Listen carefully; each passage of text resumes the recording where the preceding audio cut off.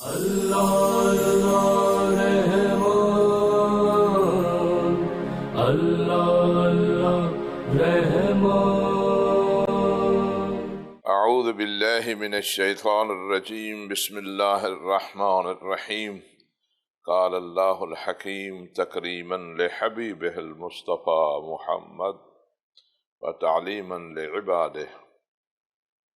انا ارسلناک رحمتا للعالمین۔ آج طلب رحمت کے دوسرے حصے کا 8واں پروگرام ہے، اور ہماری گفتگو جاری تھی کہ اللہ تبارک و تعالی نے ہمیں دین رحمت عطا کیا، دین سلامتی عطا کیا، دین امن عطا کیا۔ یہ اللہ کا ہمارے اوپر احسان عظیم ہے، یہ وہ نعمت عظمیٰ ہے کہ جس کا شکر ہم بجا نہیں لا سکتے۔ شکر بجا لانے سے عاجزی ہی حقیقت میں شکر کی ایک قسم ہے۔ اللہ تبارک و تعالی ہمیں توفیق دے کہ ہم اسلام پر عمل کریں، اسلام کے ذرعی اصولوں کو اپنی زندگی میں اپنائیں۔ اللہ تعالیٰ نے اپنے حبیب مصطفیٰ محمد صلی اللہ علیہ وآلہ وسلم کو خطاب کر کے فرمایا، اور اس طرح تمام انسانوں کو اور امت محمدیہ صلی اللہ علیہ وآلہ وسلم کو آگاہی دی کہ میرا مصطفیٰ محمد عالمین کے لیے رحمت ہے۔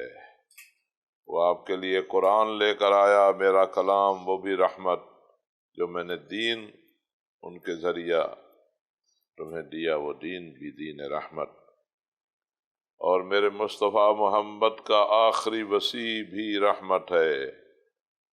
امام مہدی علیہ السلام کے ناموں میں سے ایک نام آپ کا رحمت ہے۔ آپ اللہ کی طرف سے رحمت بن کر آئیں گے، اور جو بدبختیاں معاشرے میں عام ہو چکی ہوں گی، بیماریاں ہوں گی، تکلیفیں ہوں گی، ظلم ہوگا، بدامنی ہوگی، دہشت گردی ہوگی، بدحالی ہوگی، کساد بازاری ہوگی، فحاشی ہوگی، اللہ کی نافرمانی ہو رہی ہوگی، اس سب کا آپ آ کر خاتمہ کریں گے، اور ہر طرف اللہ کی رحمت کے مظاہر ہوں گے۔ اللہ کی رحمت خاصہ سایہ فگن ہو جائے گی اپنے بندگان پر۔ تو ایسا دور جو آخری زمانہ ہے جس میں ہم اس وقت زندگی گزار رہے ہیں، ہماری کیا ذمہ داریاں ہیں کہ اللہ کی اس رحمت خاصہ، اللہ کے حبیب مصطفیٰ محمد صلی اللہ علیہ وآلہ وسلم کے آخری وصی امام مہدی علیہ السلام کے ساتھ جب ہمارا براہ راست رابطہ نہیں ہوگا اور ہم ان کی آمد کے منتظر ہوں گے، تو ہمیں کیا کرنا چاہیے؟ اس سلسلے میں ہم 40 ذمہ داریاں بیان کر چکے،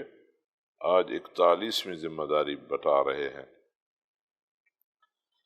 وہ یہ ہے کہ اگر کوئی شخص آپ کے سامنے آ کر یہ دعویٰ کرے کہ میری امام مہدی علیہ السلام سے ملاقات ہوئی ہے اور انہوں نے مجھے اپنا نائب بنایا ہے، اور میں ان کی طرف سے تمہارے لیے یہ پیغام لے کر آیا ہوں، تو اس لمبی غیبت کے زمانے میں کوئی شخص بھی اگر خصوصی نیابت کا دعویٰ کرتا ہے اور آپ لوگوں کے درمیان آتا ہے، تو اسے جھٹلایا جائے، اس کی بات کو قبول نہ کیا جائے، کیونکہ یہ جب تک آسمان سے آپ کی آمد کی اطلاع نہیں ہوگی، اس وقت تک کسی کو یہ حق نہیں ہے کہ وہ آپ کی خاص نیابت کا دعوے دار ہو اور اس کی تصدیق کی جائے، کیونکہ آپ کی آمد سے پہلے بہت سارے لوگ ہوں گے جو علماء سے ہوں گے، مختلف جگہوں پر ظاہر ہوں گے، اور یہ دعویٰ کریں گے کہ ہم حضور پاک صلی اللہ علیہ وسلم کے آخری وصی امام مہدی علیہ السلام کے نائب ہیں، اور کچھ کہیں گے کہ ہم خود ہی دعوے دار ہوں گے کہ میں ہی امام مہدی علیہ السلام ہوں، میرا ساتھ دو۔ یہ ایسا ہو چکا ہے، سوڈان میں ہو چکا ہے، مصر میں ہو چکا ہے، عراق میں ہو چکا ہے، بہت عرصہ پہلے ایران میں ہو چکا ہے، اور اسی طرح مختلف ممالک میں ہوتا رہا ہے۔ خود 80 میں مکہ معظمہ میں دعوے دار ایسا آیا، لیکن کیونکہ امام مہدی علیہ الصلوۃ والسلام کے اوصاف، ان کی نشانیاں بڑی واضح ہیں، لذا ایسے دعویٰ کرنے والوں کو جھٹلانا ہوگا، جو ان کی خاص نیابت کا دعوے دار ہو اسے بھی جھٹلانا ہوگا۔ 42واں فریضہ، امام مہدی علیہ السلام کے ظہور کا وقت، یعنی یہ بتانا کہ آپ نے فلاں سال جو ہے، مثلا آج سے کوئی بیٹھ جائے اپنے اعداد کا حساب کرے، کہے کہ میں جی اعداد اور فلکیات اور پتہ نہیں نجوم کا اور علم نجوم کا اور علم جفر کا اور ماہر ہوں، اور میں نے حساب لگایا ہے، اور امام علیہ الصلوۃ والسلام جو ہے فلاں سال کے فلاں دن اور فلاں وقت جو ہے ظاہر ہو رہے ہیں۔ اس قسم کے وقت کا تعین کرنا جو ہے یہ شرعاً جائز نہیں ہے، اور امام جعفر صادق علیہ الصلوۃ والسلام نے فرمایا کہ جو لوگوں کے لیے وقت کا تعین کرے تو اس میں تم ڈرو نہیں، ایسے شخص کو جھٹلاؤ، کیونکہ ہم کسی کے لیے بھی اس وقت کو بیان نہیں کرتے، اور یہ وقت اللہ تعالیٰ نے اپنے پاس رکھا ہوا ہے، یہ اللہ کا اپنا امر ہے، جب وہ چاہے گا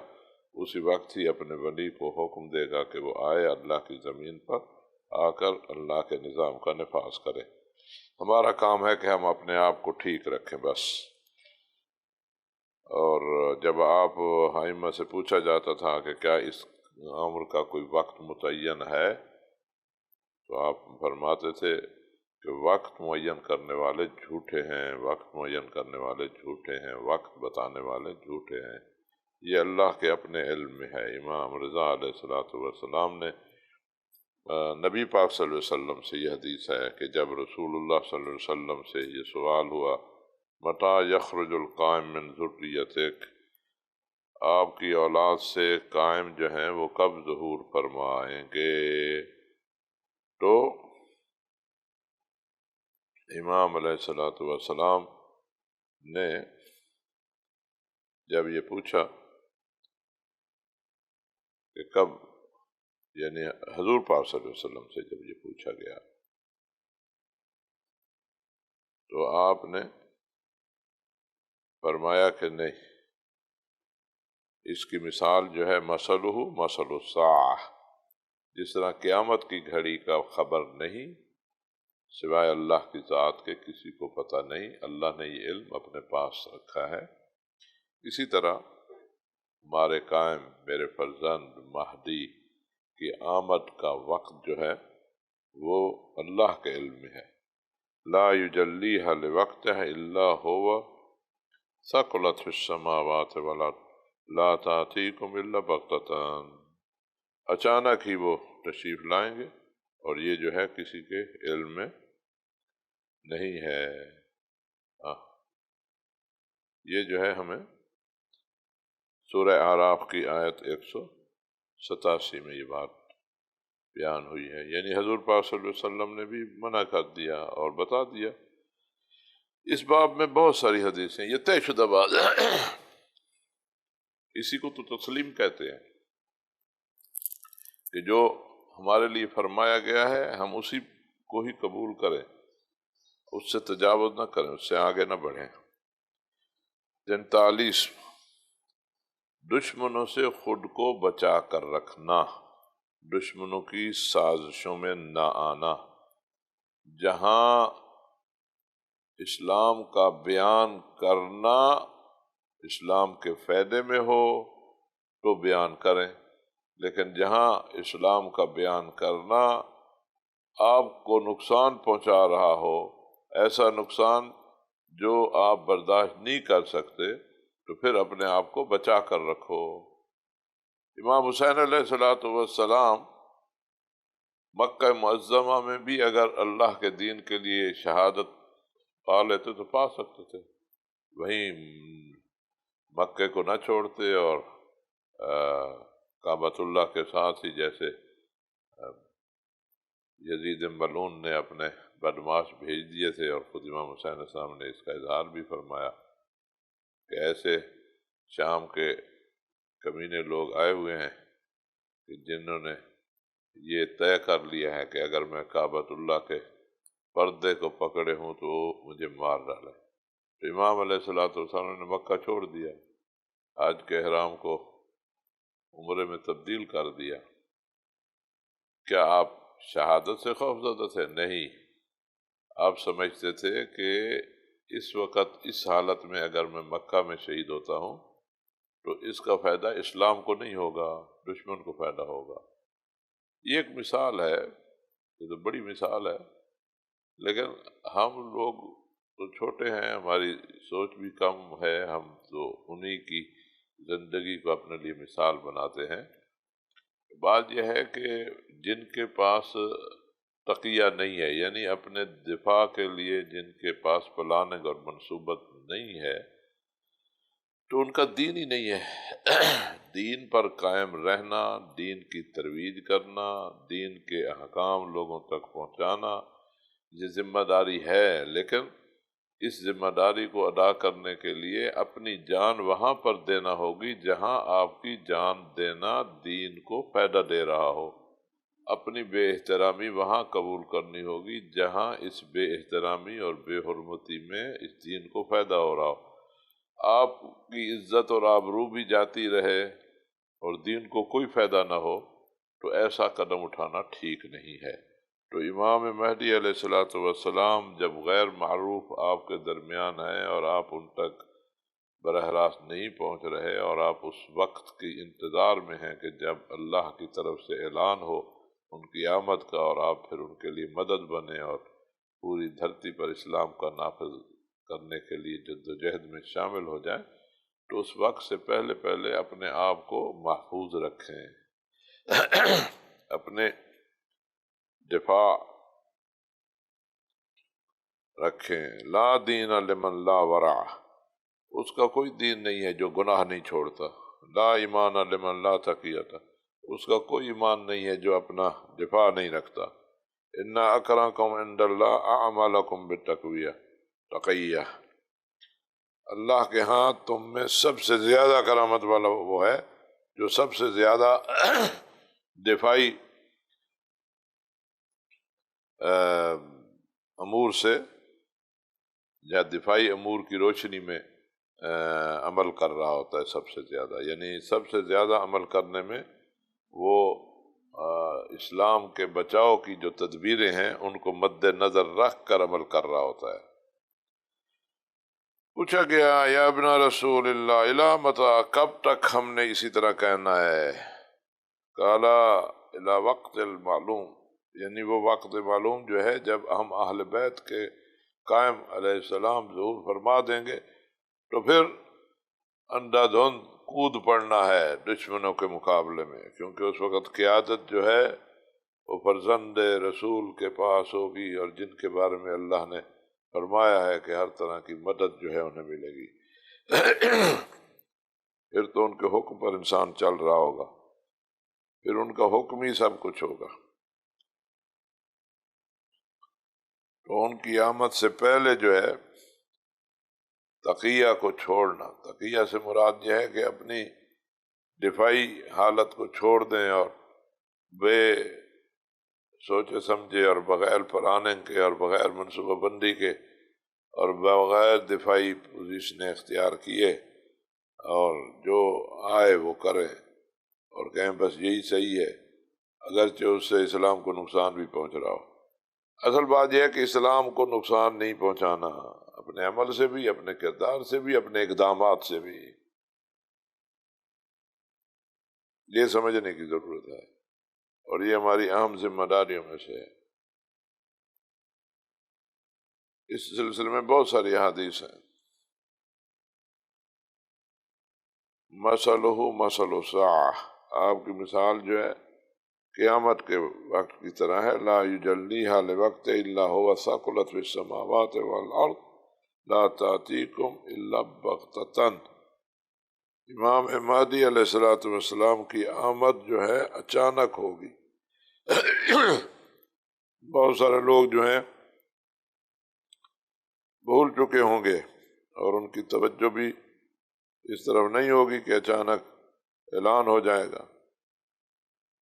تو اس اچانک اعلان کے لیے آمادگی رہنی چاہیے،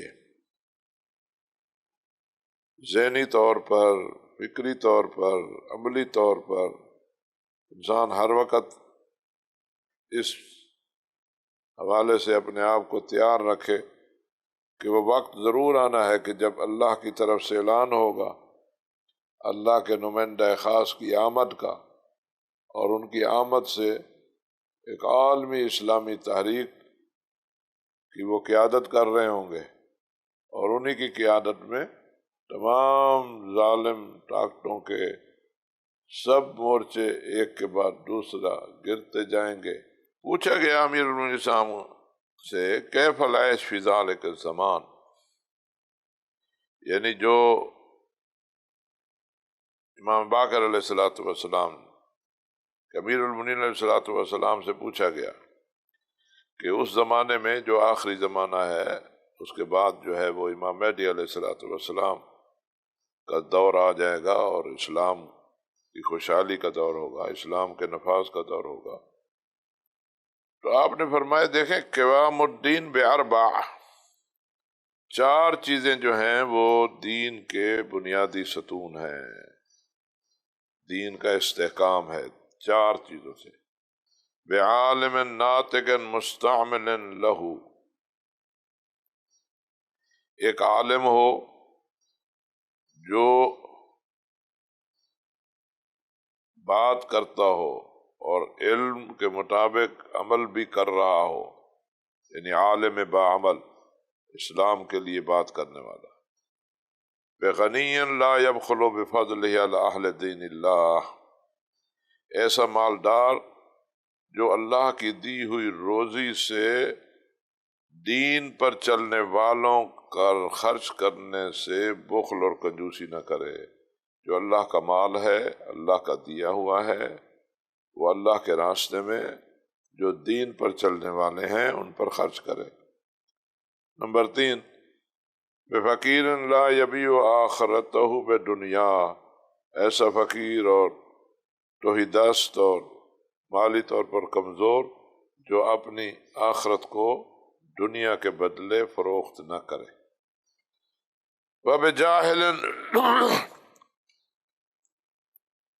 وبجاہل لا یتکبر عن طلب العلم، اور ایسا جاہل جو علم حاصل کرنے میں، معلومات لینے میں تکبر نہ کرے، یعنی علم حاصل کرنے کی کوشش میں لگا رہے۔ پھر فرمایا اذا کتم العالم علمہ وبخل الغنی بمالہ وباع الفقیر آخرتہ بدنیا واستکبر الجاہل عن طلب العلم رجعت الدنیا الى ورائها القہقرہ فلا تغرنکم کثرت المساجد واجساد القوم مختلفۃ۔ فرماتے ہیں حضور پاک صلی اللہ علیہ وسلم کے بیانات سے یہ ہے، امیر المومنین علیہ السلام کا یہ بیان ہے جو حضور پاک صلی اللہ علیہ وسلم کے علم کا دروازہ ہیں۔ فرماتے ہیں جو عالم اپنے علم کو چھپائے گا، مالدار جو ہے اپنے مال میں کنجوسی کرے گا اور حق فقراء کا نہیں دے گا، فقیر جو ہے اپنی آخرت کو دنیا کے بدلے میں بیچ ڈالے گا، اور جاہل جو ہے طلب علم سے تکبر کرے گا، یعنی طلب علم نہیں کرے گا، تو پھر دنیا جو ہے پیچھے کی طرف جائے گی۔ اور پھر فرمایا دیکھو تمہیں مسجدوں کی کثرت دھوکہ نہ دے کہ لوگوں کی اجساد القوم مختلفۃ، کہ جو قوم ہے، امت ہے، ان کے جسم جو ہے مختلف ہوں، دل جدا جدا ہوں۔ قیل یا امیر المومنین، ایسا دور جب ہوگا کہ مسجدیں تو بہت ہوں گی لیکن اتفاق و اتحاد نہیں ہوگا، امت جو ہے گروہوں میں بٹی ہوگی، کیف العیش فی زمان ذالک الزمان، اس زمان میں ہم کیسے زندگی گزاریں؟ فقال خالطوہم بالبرانیہ، یعنی فی الظاہر وخالفوہم فی الباطن، اس دور میں آپ لوگوں کے ساتھ ظاہری میل جول رکھیں لیکن باطن میں ان کے مخالف ہوں۔ للمرء مکتسب وہو مع من احب، انسان کے لیے وہی ہے جسے وہ کسب کرتا ہے اور وہ اس کے ساتھ ہوگا جس سے وہ محبت کرتا ہے۔ آپ کی محبت دین والوں سے ہونی چاہیے، جو دین پر چلتے ہیں، جو دین کو فائدہ دیتے ہیں۔ لیکن معاشرہ جب بے عملہ ہو، معاشرے میں ہر طرف منافقت ہو، تو اس وقت بظاہر تو آپ لوگوں کے درمیان رہیں، میل جول بھی ہو، لیکن اندر سے دل سے ان کے ساتھ نہ ہو، کیونکہ وہ اللہ کے دین کے مخالف ہیں۔ جو اللہ کے دین کا مخالف ہے اسے دل سے چاہنا جرم ہے، گناہ ہے۔ اور پھر فرمایا وَانْتَظِرُوا مَعَ ذَلِكَ الْفَرَجَ مِنَ اللَّهِ عَزَّ وَجَلَّ، اور اس کے ساتھ ساتھ تیاری رکھو اور انتظار کرو کہ اللہ کی طرف سے کشادگی، نصرت، فتح آ جائے اور یہ ساری جو صورتحال ہے یہ تبدیل ہو جائے۔ اس باب میں بہت ساری روایات ہیں، حدیث ہیں جو بیان کرتی ہیں کہ کس طرح آپ نے آخری دور میں زندگی گزارنی ہے اور کس طرح اپنے دین کو بچا کر رکھنا ہے۔ امیر المومنین علیہ الصلوۃ والسلام فرماتے ہیں کہ خبردار کہ آپ ایسا کرو کہ جس کی وجہ سے آپ کی بے احتیاطی اور آپ کی بے پرواہی سبب بنے کہ آپ اپنا جان بھی دے بیٹھیں اور اپنے بھائیوں کو بھی نقصان پہنچائیں۔ تو غیبت کے دور میں انسان کو منصوبہ بندی اور پلاننگ کے ساتھ اسلام کی ترویج بھی کرنا ہوگی، اسلام پر عمل بھی کرنا ہوگا اور چوکنا رہنا ہوگا اور اپنا دفاع جو ہے اسے مضبوط رکھنا ہوگا، علمی میدانوں میں دفاع بھی اور ظاہری طور پر بھی، اور لوگوں کے درمیان رہیں، لوگوں سے میل جول بھی رکھیں، لیکن دل سے محبت ان سے ہو جو دین پر چلتے ہیں اور دین کی ترویج بھی کریں، دین کی تبلیغ بھی کریں، دین کی طرف لوگوں کو بلائیں، لیکن اگر دین کی طرف بلانے میں ایسے مسائل کھڑے ہوں کہ جس کی وجہ سے آپ کی جان جانے کا خطرہ ہو، آپ کی آبرو جانے کا خطرہ ہو اور اسلام کو بھی فائدہ نہ ہو رہا ہو، تو پھر خود کو بچا کر رکھیں۔ 44 سچی توبہ گناہوں سے۔ یہ ماہ رمضان ہے، شہر التوبہ، شہر الاستغفار، توبہ کا مہینہ ہے، استغفار کا مہینہ ہے، اللہ سے رحمت طلب کرنے کا مہینہ ہے۔ اللہ اللہ رحمان، اللہ اللہ رحمان، اللہ اللہ رحمان، اللہ اللہ رحمان۔ جو حرام کام ہیں اگر وہ ہم سے سرزد ہوئے ہیں تو ان کو چھوڑ دیں، ہر زمانے میں، اور اس زمانے میں خاص کر جو غیبت کا زمانہ ہے۔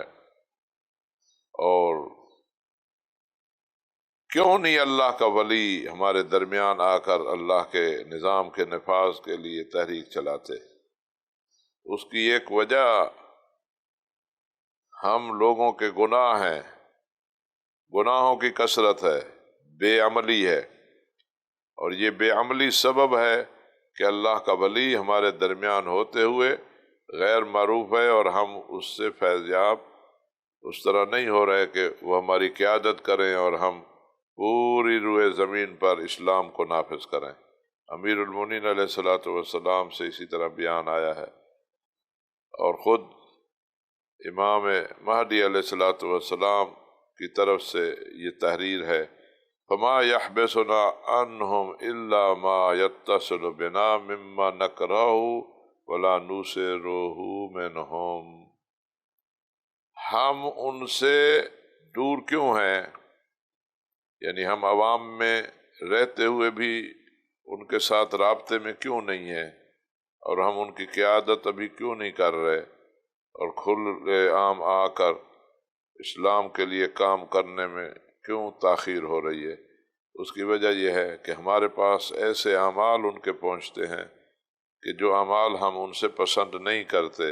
اور نہ ہی ہم اس کو ترجیح دیتے ہیں کہ ان سے اس قسم کے اعمال سرزاد ہوں۔ یعنی ہماری بے عملی، ہم مسلمان ہوتے ہوئے ہمارا اسلام پر عمل نہ کرنا، اہل قرآن ہوتے ہوئے قرآن کے بتائے ہوئے دستورات اور ان کی ہدایات کے مطابق اپنی زندگی کو نہ ڈھالنا، یہ سبب ہے کہ اللہ کا ولی ہم سے دور ہے، ہمارے درمیان ہوتے ہوئے ہم سے دور ہے۔ تو لہذا ہمیں توبہ کرنی چاہیے۔ توبہ کیا ہے؟ توبہ یہ ہوتی ہے کہ جو پچھلے گناہ ہیں ان پہ ندامت، شرمندگی، اور مستقبل میں گناہ چھوڑنے کا پختہ عزم، اور جن واجبات کو چھوڑا ہے ان کو دوبارہ انجام دینا، اور جو لوگوں کے حقوق ہیں میرے اوپر ان کو حقوق ادا کرنا، اور جو حرام کھا لیا ہے اس حرام کھانے کی وجہ سے میرے جسم پر جو گوشت پوست بنا ہے اتنا اپنے آپ کو تبدیل کروں کہ وہ سارا میرا گوشت جو ہے پگھل جائے اور نیا گوشت جو ہے میرے جسم پر چڑھ جائے، اور اس طرح میں اپنے آپ کو عبادت میں لگاؤں، جو عبادتیں میں بھول گیا تھا، جس کو میں نے نہیں کیا تھا، اور جو معصیت کی لذتیں، گناہ کی لذتیں میں نے اٹھائیں، تو اس کی جگہ اب اطاعت کی سختی جو ہے اپنے اوپر مسلط کروں۔ اس طرح جو ہے وہ توبہ جو ہے وہ متحقق ہوتی ہے۔ امیر المومنین علیہ الصلوۃ والسلام نے ہمارے لیے یہ بیان کیا ہے، اور یہ بہت ساری کتابوں میں بھی آیا ہے۔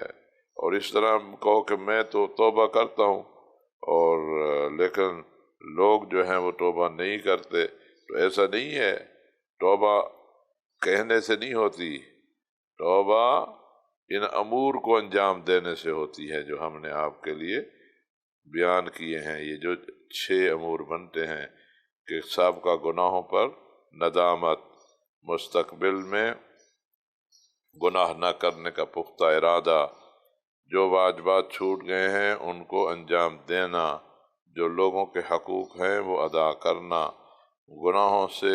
جو جسم پر گوشت چڑھائے اس کو پگھلانا، اور عبادت میں اپنے آپ کو اسی طرح سختی میں ڈالنا جس طرح گناہوں کی لذت جو ہے حاصل کی ہے۔ امام علیہ الصلوۃ والسلام کی غیبت جو ہے وہ ان گناہوں کی وجہ سے مزید طولانی ہو سکتی ہے، لذا ہمیں چاہیے کہ ہم ہر شخص، ہر مسلمان، کون سا مسلمان ہے جو نہیں چاہتا کہ اسلام جو ہے ہر جگہ بالادست ہو، ہر جگہ سلامتی ہو، امن ہو؟ اگر یہ چاہتے ہیں تو پھر گناہ چھوڑیں، اسلام پر عمل کریں۔ اب ایسا نہ ہو کہ ہمارا حال جو ہے اس طرح ہو کہ مثلا ہارون رشید نے امام موسیٰ کاظم علیہ السلام کو جیل میں ڈالا، مسلمان جو ہیں وہ تماشا بین رہے، اور اسی میں ہی آپ کی شہادت ہو گئی۔ تو اگر وہ مسلمان جو ہیں احساس کرتے، اور فرزند رسول جب جیل میں تھے تو اگر سب قیام کر لیتے تو جرأت تھی ہارون رشید کو کہ فرزند رسول کو جیل میں رکھے۔ اسی طرح امام رضا علیہ الصلوۃ والسلام، امام علی نقی علیہ السلام کو متوکل جو ہیں جیل میں ڈالتے ہیں۔ ائمہ کا جو دور گزرا ہے 11 ائمہ کا، وہ ائمہ علیہ الصلوۃ والسلام پر جو سختیاں ہوئیں یا ظالموں نے ان پر جو ظلم کیا، ان کو قید میں رکھا، انہیں شہر بدر کیا، وطن سے دور کیا، اس وقت مسلمان تو موجود تھے۔ اگر وہ مسلمان اپنی ذمہ داریاں ادا کرتے اور فرزند رسول کا دفاع کرنے کے لیے سارے اٹھ کھڑے ہوتے تو ظالم اور جابر کو جرأت نہ ہوتی کہ وہ امام معصوم کو جیل میں ڈالتے اور انہیں زہر سے شہید کرتے اور فرزند رسول کو اذیت دی جاتی۔ بار میں کو اس لیے اللہ تعالیٰ نے اپنی حفاظت میں لے لیا ہے کیونکہ آمادگی نہیں ہے۔ اگر وہ اب بھی اس بغیر عوام کی آمادگی کے معاشرے میں آ کر اپنے قیام کا اعلان کرتے ہیں تو پھر وہی ہوگا جو پہلے 11 اماموں کے ساتھ ہوا ہے۔ اس لیے اس آمادگی کے لیے ضرورت اس امر کی ہے کہ مسلمان صحیح مسلمان بنے، اور جب صحیح مسلمان بنیں گے اور اللہ تبارک و تعالیٰ کے معیار پر پورے اتریں گے تو پھر اللہ کثرت کو نہیں دیکھتا، وہی قلت جو ہے، قلت مومنین کا چھوٹا سا گروہ جو صداقت پر مبنی ایمان رکھتا ہے، اللہ اسی کو پھر طاقت دے گا، اسی کی مدد کرے گا، اور یہ تھوڑے جو ہیں پھر کثیر پر غالب آ جائیں گے۔ اللہ ہمیں ان میں سے بنائے کہ جن کا ایمان جو ہے وہ مضبوط ہے۔ 45ویں ذمہ داری، جو شخص چاہ رہا ہے کہ امام قائم، امام مہدی علیہ السلام تشریف لے آئیں اور ان کی قیادت میں اسلام کی بالادستی قائم ہو اور پوری دھرتی امن کا گہوارہ بنے، تو اسے یہ بھی تمنا کرنی چاہیے کہ یہ عافیت میں ہو اور میں ان میں ہوں جو ان کے ساتھ دینے والا ہوں، یعنی ایسا نہ ہو کہ تلوار میرے اوپر چل رہی ہو۔ حضور پاک صلی اللہ علیہ وسلم کو اللہ تعالیٰ نے رحمت بنا کر بھیجا، اور جب آپ کے فرزند امام قائم، امام مہدی علیہ السلام تشریف لائیں گے تو وہ دشمنوں کے لیے، مخالفین کے لیے عذاب ہوں گے۔ حضور پاک صلی اللہ علیہ وسلم اپنے مخالفین کے خلاف بھی منتقم نہیں تھے کہ ان کو آپ کے دامن میں منافقین آ کر بیٹھتے تھے، آپ انہیں اپنے دروازے سے باہر نہیں بھگاتے تھے، لیکن جب آپ کے فرزند امام مہدی علیہ السلام تشریف لائیں گے تو اس وقت تو پھر منافقوں کی جگہ نہیں ہوگی، وہ تو انہیں کے لیے موقع ہوگا جو صحیح ہوں گے، 2 نمبری وہاں نہیں چلے گی، وہاں تو سب خالص مخلص سچا اسلام، بس جس کے دل میں میل ہوگی تو وہ تو پھر نقصان میں ہوگا، اس کو کوئی معافی نہیں ملے گی اور نہ ہی اس کے لیے کوئی گنجائش ہوگی۔ تو لہذا اللہ سے یہ دعا کریں کہ اے اللہ، جب میری ملاقات تیرے ولی امام مہدی علیہ السلام سے ہو تو میں ایمان کی حالت میں ہوں اور آخر زمانے کی جو گمراہیاں ہیں ان سے میں بچا ہوا ہوں، ایسا نہ ہو کہ میں اس کی تلوار کا نشانہ بنوں۔ 46، مومن کو چاہیے کہ وہ لوگوں کو دعوت دے امام مہدی علیہ السلام سے محبت کی، یعنی لوگوں کو دعوت دے کہ وہ امام مہدی سے محبت کریں، پیار کریں، امام سے چاہیں امام کو۔ فرزند رسول سے محبت کرنا جو ہے خود رسول اللہ صلی اللہ علیہ وسلم سے عشق اور محبت کا اظہار ہے۔ امام علیہ السلام کے جو ہمارے اوپر احسان ہیں، ان کے وجود کی جو برکات ہیں، جو منافع ہیں، اس کو بیان کرنا چاہیے کہ وہ موجود کامل ہیں، وہی اللہ کی طرف سے پوری مخلوق پر رحمت کا وسیلہ ہیں، فیضان رحمت کا، اور اس طرح جو ہے لوگوں کو ان کی اہمیت بتا کر، ان کا فضل بیان کر کے لوگوں کے دلوں میں ان کی محبت کو ڈالیں۔ 47، غیبت کے طولانی ہونے کی وجہ سے آپ کا دل سخت نہ ہو جائے، کوشش کریں دل جو ہے نرم رہے، اپنے مولا کے لیے آپ ایسی حالت میں ہوں کہ آپ کا دل جو ہے وہ سنگ نہ بن گیا ہو، اور رب العالمین علیہ الصلوۃ والسلام نے قرآن مجید میں فرمایا ہے سورہ حدید، الم یعن للذین آمنوا ان تخشع قلوبهم لذکر اللہ وما نزل من الحق ولا يكونوا كالذین اوتوا الکتاب من قبل فطال علیہم الامد فقست قلوبهم وکثیر منهم فاسقون۔ کیا وہ وقت نہیں آ گیا کہ جو ایمان لے آئے ہیں کہ اللہ کے ذکر کے سامنے ان کے دل جو ہیں جھکے ہوں، نرم ہوں، خاشع عاجزی ہو، اور جو اللہ نے حق اتارا ہے اس حق کے سامنے وہ خشوع و خضوع میں ہوں۔ ان کی طرح نہ ہو کہ جن کے پاس ان سے پہلے کتاب آئی اور ان پر وقت لمبا ہو گیا تو ان کے دل جو ہے سخت ہو گئے اور بہت سارے جو ہیں ان میں سے فاسق ہو گئے۔ سورہ حدید کی آیت 16 ہے۔ امام صادق علیہ الصلوۃ والسلام فرماتے ہیں یہ جو آیت ہے یہ غیبت والے زمانے میں جو مسلمان ہوں گے ان پر صادق آتی ہے، اور پھر فرمایا کہ دیکھو اعلموا ان اللہ یحیی الارض بعد موتها، اللہ جو ہے زمین کو اس کی موت کے بعد زندہ کرے گا۔ تو زمین کی موت کیا ہے؟ امام باقر علیہ السلام فرماتے ہیں زمین کی موت یہ ہے کہ زمین پر رہنے والے کافر ہوں۔ کافر جو ہے وہ مردہ دل ہوتا ہے، اگرچہ وہ چل پھر رہا ہوتا ہے لیکن وہ چلتی پھرتی لاش ہوتا ہے۔ یحیی اللہ بالقائم، اللہ اس زمین کو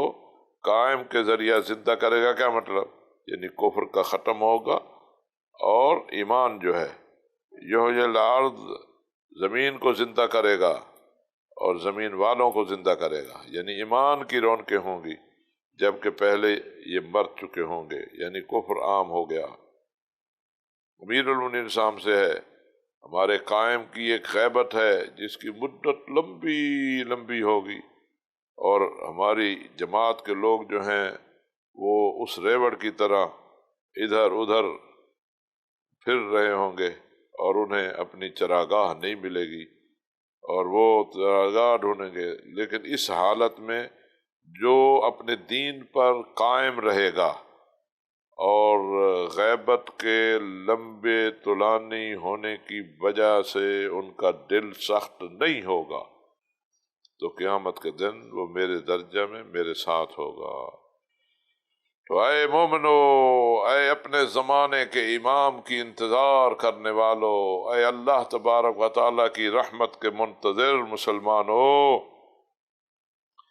اگر چاہتے ہو کہ یہ بشارت عظمیٰ تمہارے لیے ہو، تمہارے دل خوش ہوں، تمہاری آنکھوں کو ٹھنڈک ملے، اور یہ بڑی بشارتوں میں سے سب سے بڑی بشارت ہی یہ ہے کہ اللہ کا ولی اللہ کی زمین پر اللہ کے نظام کو نافذ کرنے کے لیے اعلان فرماویں، تو کوشش کرو کہ تمہارے دل نرم ہوں، ان میں عاجزی ہو، سنگ نہ ہو، پتھر دل نہ بنو۔ اپنے زمانے کے امام کی غیبت کے زمانے میں تو رقت القلب کوئی اگر کہے، دل کا سخت ہونا اور دل کا نرم ہونا، یہ تو انسان کے اپنے اختیار میں نہیں ہے، تو اس کے لیے ہم کہتے ہیں مقدمات ہیں، وہی مقدمات جو ہیں وہ آپ کے اختیار میں ہیں۔ تو ایسے اعمال ہیں جس کے ذریعہ آپ کے دل جو ہیں صاف ستھرے رہ سکتے ہیں، اور کچھ اعمال ایسے ہیں کہ جس کی وجہ سے تمہارے دل جو ہیں سخت ہو جاتے ہیں۔ تو وہ چیزیں جو آپ کے دلوں کو سخت کرتی ہیں وہ چھوڑ دیں، اور وہ چیزیں اور وہ اعمال جو آپ آگے دلوں کو نرم کرتے ہیں ان کو اپنائیں۔ تو وہ چیزیں جو خشوع و خضوع کا سبب ہے اور گناہوں سے تمہیں بچاتی ہیں ان کو چھوڑو۔ امام باقر علیہ الصلوۃ والسلام فرماتے ہیں کہ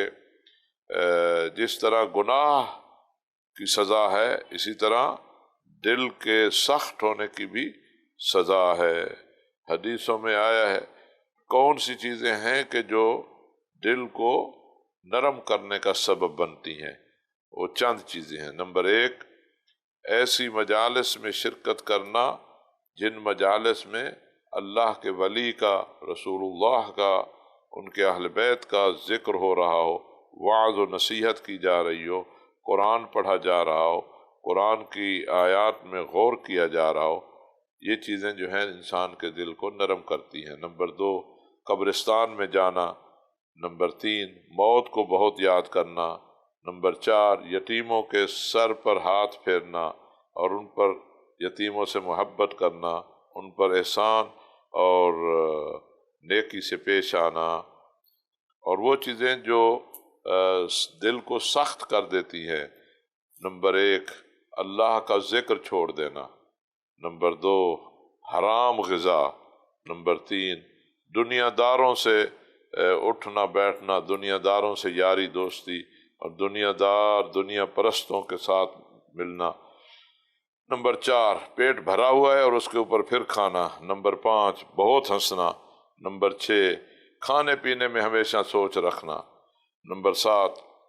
بے فائدہ گفتگو کرنا، اول فول بکتے رہنا۔ 8، لمبی امیدیں رکھنا۔ 9، نماز کو اول وقت میں نہ پڑھنا۔ 10، گناہ گاروں کے ساتھ دوستیاں۔ 11، غیر منفعت بخش بات سننا، جو ایسی باتیں، ایسا کلام سننا جس کا آخرت کے لیے کوئی فائدہ نہ ہو۔ 12، لہو و لعب و کھیل تماشے کے لیے، شکار کے لیے جانا۔ 13، اور دنیاوی امور کی ذمہ داریاں لے کر اور اسی میں خود کو غرق رکھنا۔ 14، ایسی جو پست جگہیں ہیں جو خدا سے انسان کو دور کرتی ہیں، ان جگہوں پر جانا، گھٹیا قسم کی جگہوں پر جو فحاشی کے مراکز ہیں۔ 15، عورتوں کے ساتھ، خواتین کے ساتھ بہت زیادہ اٹھنا بیٹھنا۔ 16، دنیاوی اموال کی کثرت، مال و دولت کی کثرت۔ 17، توبہ چھوڑ دینا۔ 18، گانا بجانا سننا۔ 19، نشہ استعمال کرنا، ہر نشہ جو ہے وہ حرام ہے۔ 20، اہل علم کی جو محافل ہیں ان کو چھوڑ دینا۔ یہ اہل علم کی محافل کو چھوڑنا جو ہے یہ بھی انسان کے دل کو جو ہے سخت کرتا ہے۔ لذا اگر ہم چاہتے ہیں کہ ہمارے دل جو ہیں نرم ہوں تو ہم دین کے احکام پر مشتمل جو حدیثیں ہیں وہ سنیں، ائمہ اطہار علیہ السلام کے جو نصائح ہیں ہمارے لیے وہ سنیں، اور امام مہدی علیہ السلام کی آمد کے حوالے سے جو احادیث ہیں ان کا مطالعہ کریں، ان کو سنیں۔ اس لیے امام رضا علیہ السلام نے فرمایا، جو شخص ایسی مجلس میں جا کر بیٹھے جس مجلس میں ہمارے امر کو زندہ کیا جا رہا ہو تو اس کا دل جو ہے کبھی نہیں مرے گا جس دن لوگوں کے دل مر چکے ہوں گے۔ اور پھر فرمایا، اپنے دلوں کو قساوت قلب سے بچاؤ اور اپنے دلوں کو نرم کرو، اور نرم کرنے کے لیے کیا ہے؟ موعظہ، نصیحت، حرام کاموں سے بچنا، اللہ کو یاد رکھنا، قرآن کی تلاوت کرنا، مواعظ اور نصائح کو سننا، اور وہ احادیث جو اسلام کی بالادستی کے لیے ہے ان احادیث کو سننا، ایسی محافل میں جانا جہاں پر ذکر الہی ہو رہا ہو، جہاں قرآن کی تلاوت ہو رہی ہو، جہاں آخرت کا ذکر ہو رہا ہو۔ اللہ تبارک تعالیٰ ہمیں توفیق دے کہ ہم اللہ کا ذکر کرنے والوں سے بنیں، اسلام کی بالادستی قائم کرنے والے جو ہیں ان سے ہمارا تعلق ہو، اسلام پر عمل کرنے والوں سے ہم ہوں، اور شر پسندوں سے ہم دور رہیں، گناہ کی محفلوں سے ہم دور رہیں۔ یہ ماہ رمضان کا مہینہ ہے، بس چند دن باقی رہ گئے ہیں۔ اللہ سے دعا کریں، اے اللہ جو ایام گزر چکے ہیں ان میں اگر تو نے مجھے ابھی معاف نہیں کیا تو یہ باقی چند راتیں ہیں، ہمیں معافی دے دے، ہمارے گناہ معاف کر دے، ہم اپنی رحمت خاصہ میں ہمیں لے لے، اور اپنے ولی، اپنے حجت اور اپنے نمائندہ امام مہدی کی آمد کے اسباب جلد مکمل کر دے، تاکہ وہ آئیں اور تیری زمین سے ظلم و ستم کا خاتمہ کریں اور تیرے محروم اور کمزور بندوں کو عزت دلائیں۔ اللہم عجل لولیک الفرج واجعلنا من انصارہ وعوانہ ولا تجعلنا من مخالفیہ۔ اللہ اللہ